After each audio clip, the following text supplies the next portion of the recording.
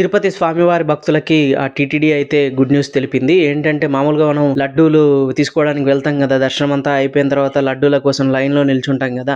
ఒక దగ్గర టోకెన్ తీసుకోవడం, ఇంకో దగ్గర ఆ టోకెన్ తీసుకొని లడ్డూలు కొనుక్కోవడం. ఇది చాలా ఇబ్బందికరంగా అనిపిచ్చేది. ఒకవేళ మళ్ళీ 2, 3 లడ్లు తీసుకున్న తర్వాత మళ్ళీ గనక లడ్లు తీసుకోవాలనుకుంటే మళ్ళీ లైన్‌లో నిల్చొని ఇదంతా చాలా ఇరిటేటింగ్‌గా ఉంటుండే. సో, దీనికి సొల్యూషన్ ఏం చేశారంటే కియోస్కీలని ఉంటాయి కదా! అదే మనం కేఎఫ్‌సీలో వాడుతుంటారు.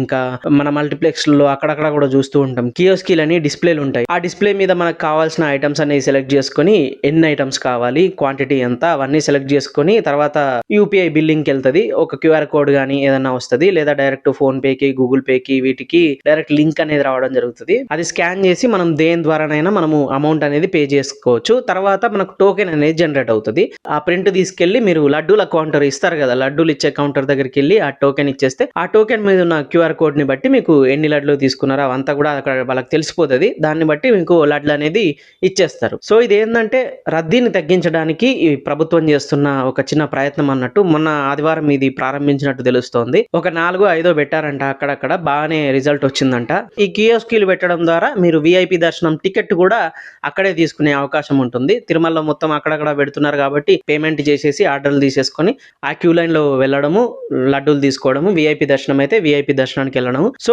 ఈజీ అయిపోతుందన్నమాట. మనకి దర్శనం కావచ్చు, లడ్డూలు కావచ్చు చాలా ఈజీ ప్రాసెస్. ఇది గనుక వర్కౌట్ అయితే భక్తులకు చాలా రిలీఫ్ ఉంటుంది. ఈ కియోస్కీలు అనే ఐడియాపై మీ అభిప్రాయాలు తెలియజేయండి.